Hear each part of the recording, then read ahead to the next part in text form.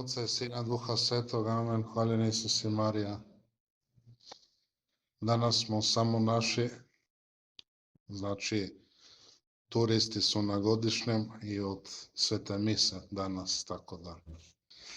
Ali slavimo blagdan naše kapele, bezgrešno srce Marijino, koje je naše utočište i naše majčino srce. Poseban dan i želimo se ne samo sjetiti njezinog naslova, nego želimo zastati pred samim otajstvom Marijina srca, razmišljati što ono znači za nas. I lijepo je da nam crkva za ovaj blagdan poput svetog Joakima, znači oca preblažene majke, stavlja i uzor svetog Roka u bivšim župama u jednom selu Račice. Sigurno znate gdje su Račice. Ima crkva svetog Roka, pa mi je posebno drag ovaj svetac.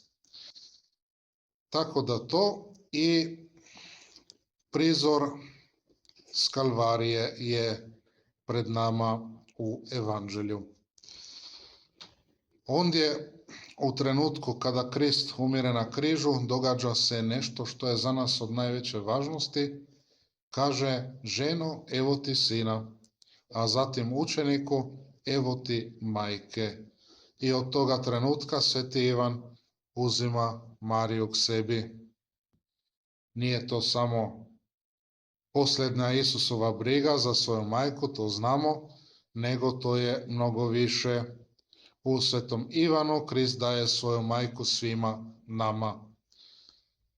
Nije baš najbolja ovakva zamjena, ali tako je sam Sin Božji napravio. Tako da Marijino je majčinstvo prema nama započelo već kod navještenja. Kada je izgovorila svoj fiat, rekla je: neka mi bude po tvojoj riječi.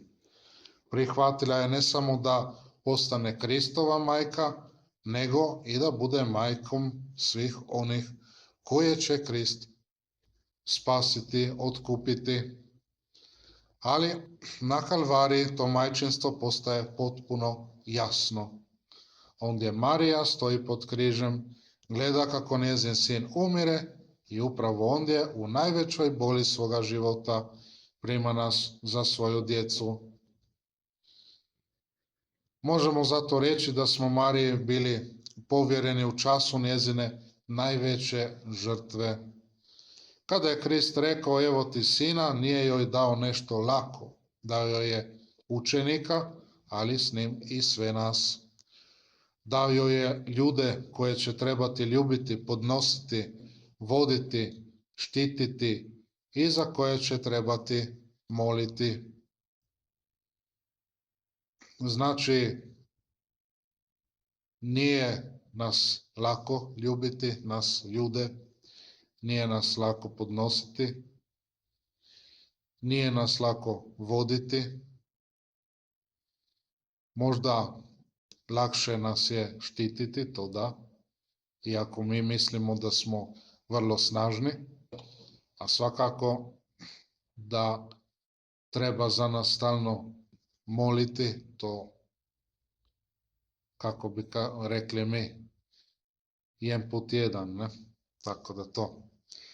Marija je to prihvatila i zato je njezino srce uistinu bezgrešno srce, ali možemo reći i majčinsko srce. Ne častimo samo fizičko srce, to znamo, koje je kucalo u njezinim grudima, nego srce, znamo, u Svetom pismu i kršćanskoj tradiciji je mnogo više, predstavlja čovjekovu unutarnjost, njegovu sposobnost ljubiti, njegovu volju, razum, sjećanja, njegove misli, njegove osjećaje, isto tako njegov cijeli unutarnji život. I kada dakle častimo bezgrešno srce Marino, častimo prije svega njezin unutarnji život, a osobito njezinu ljubav. Ljubav prema Bogu i ljubav prema nama, ljudima. A tko je ikada ljubio Boga kao Marija? Njezino je srce bilo potpuno Božje. Od prvoga trenutka svoga postojanja bila je očuvana od istočnoga grijeha. U njoj nije bilo onoga nereda koji je grijeh unio u ljudsko srce, to smo jučer pričali, ne?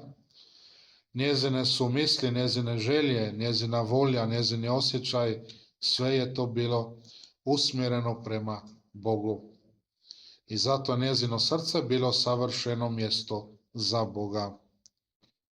Sveti Luka, evanđelist, više puta govori o tome da je Marija čuvala sve događaje i razmišljala o njima u svome srcu. Zašto on tako piše? Jer je sam pitao svetu Mariju.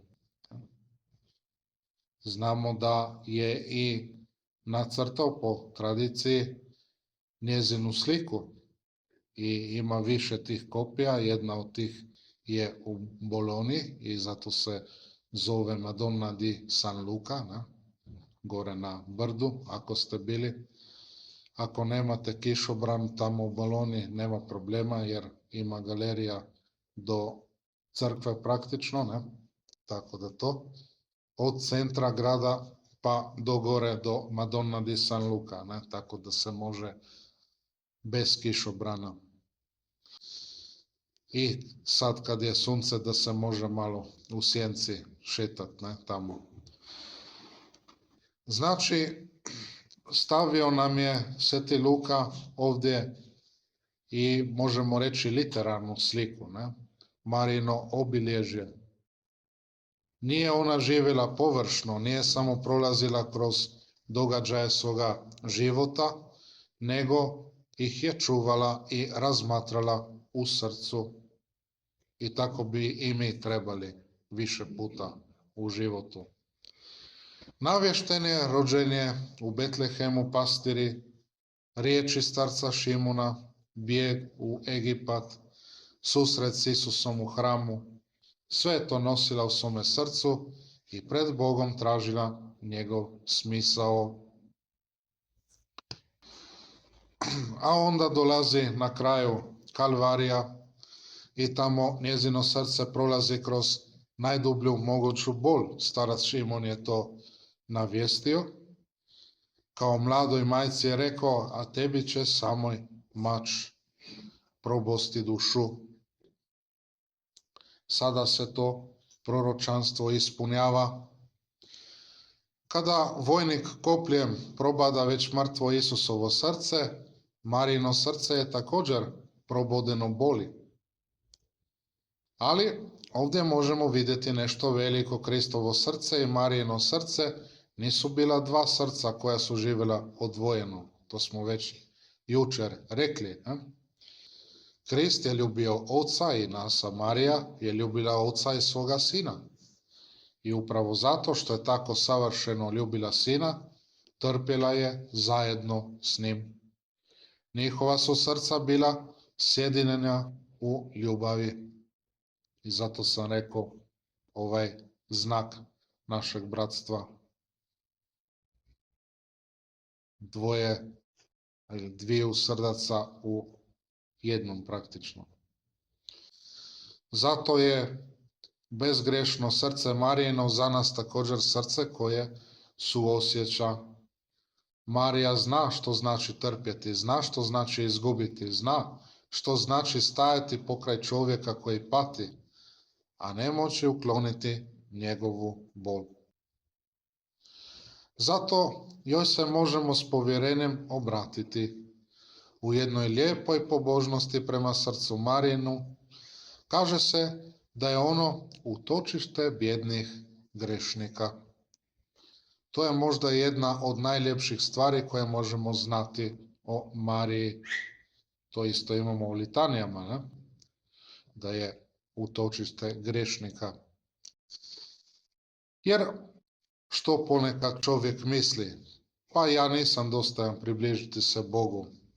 Previše sam griješio, previše sam puta pao, kako bih se mogao obratiti Mariji. Ali upravo tada trebamo doći k njoj. Jer to je isto oholost, ne? Previše sam loš ili nešto tako, ne? To je druga krajnost, ne? Neki kažu previše sam dobar i tako, ne? Gledajte me kako sam dobar i lijep i sve, ne? Nitko ne kaže pogledaj me kako sam glup, ali dobro. To bi i trebalo koji put, ne? Ali dobro. Znači, to je isto oholost, ne? Previše sam griješio, previše sam ružan, previše sam u gnoju ili kako bi mogli reći, ne? Ali to nije istina, ne? To je baš najbolje vrijeme da dođemo ka Mariji.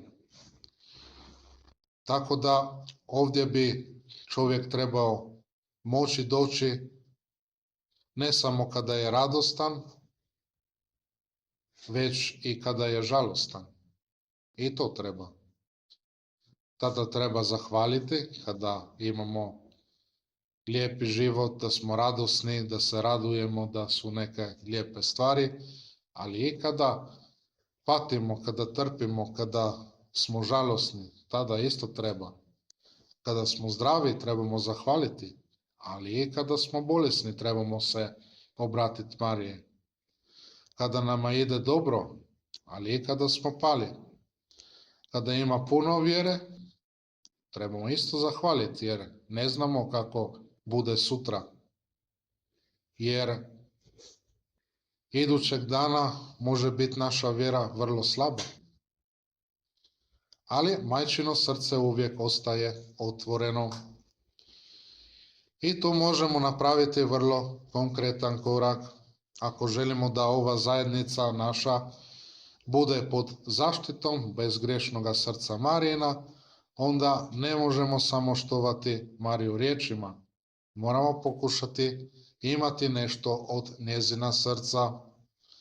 Marijino srce vidi drugoga. Marijino srce primjećuje njegovu potrebu. Marijino srce ne prolazi ravnodušno pokraj tuđe patnje. Marijino srce zna oprostiti, zna šutjeti kada bi bilo lakše govoriti, zna služiti. Marijino srce ne pita uvijek što će drugi učiniti za mene, nego što ja mogu učiniti za drugoga, za bližnjega. Kome sam ja bližnji? Ne? To je evanđelje danas. Ne? Ako bi imali nedeljnu misu, u smislu da bi čitali poslanicu i evanđelje, ne? Znači Samarijanac. To je važno i za našu malu zajednicu da bi mogla rasti. Ako je ova kapela posvećena bezgrešnom srcu Marijinu, onda bi se u njoj trebali osjećati nešto od toga srca i neka se to osjeća. Ako je netko nov, trebamo ga primijetiti. Ako je netko bolestan, trebamo ga posjetiti. Ako netko dugo nije došao, trebamo ga možda nazvati ili trebamo ga se sjetiti, to naravno u našim molitvama. Ako je neka obitelj u teškoći, trebamo joj pomoći. Ako se netko s nekim posvađao, ne trebamo dolijevati ulje na vatru, nego pomagati pomirenju, isto tako se moliti. Ako je netko usamljen, trebamo otvoriti prostor, to znači u par primjerima živjeti ono što mi danas štujemo, slavimo. Jer na kraju krajeva Marijino srce želi oblikovati naše srce prema srcu njezina sina. Sveti Ivan Eudes kaže da nam je Marijino srce dano zajedno sa srcem Isusovim, ne samo kao uzor, nego da bismo kao Kristovi udovi i Marina djeca imali s njima jedno srce. To je velika stvar. Ne trebamo samo gledati Mariju i govoriti kako je njezino srce lijepo. To bi bilo dobro na kraju života, ne? Tako je bio jedan svećenik, to su mi govorili kako je bilo. Živao sveti život, vrlo je štovao Majku Božju i tako. I na kraju života, kad je ležao tamo na samrti, samo se okrenuo prema zidu, kaže, o, kako si lijepa, ne? To mu je bilo dato, ne? Ali zato nije cijeli život samo govorio kako je Marija lijepa ili kako je njezino srce lijepo, nego je i puno toga učinio. Mi trebamo isto reći, Mario, učini moje srce sličnim svome srcu. Učini ga čistim, poniznim, milosrdnim, vjernim, sposobnim za žrtvu. Učini ga sposobnim ljubiti Boga i bližnjega. Možda je upravo to najljepša molitva koju danas možemo izgovoriti na blagdan ove naše kapele. Bezgrešno srce Marijino, učini naše srce sličnim svome. A zatim možemo učiniti i ono što nam današnje evanđelje pokazuje. Isus kaže, evo ti majke, tako da je trebamo prihvatiti. Kao što je sveti Ivan uzeo Mariju k sebi, tako je i mi uzmemo u svoj život, u svoje obitelji, u svoje radosti, u svoje teškoće, u svoje borbe protiv grijeha, u svoje molitve, u svoj svakodnevni život. I budimo sigurni, tko se iskreno približi bezgrešnom srcu Marijinu, neće biti udaljen od Krista, nego će preko Marije još sigurnije doći do njega. Zato danas na blagdan naše kapele možemo s punim povjerenjem reći, bezgrešno srce Marijino, budi naše utočište, bezgrešno srce Marijino, budi naša majka, bezgrešno srce Marijino, vodi nas Isusu, bezgrešno srce Marijino, učine naše srce sličnim svome. Ime Oca i Sina i Duha Svetoga. Amen.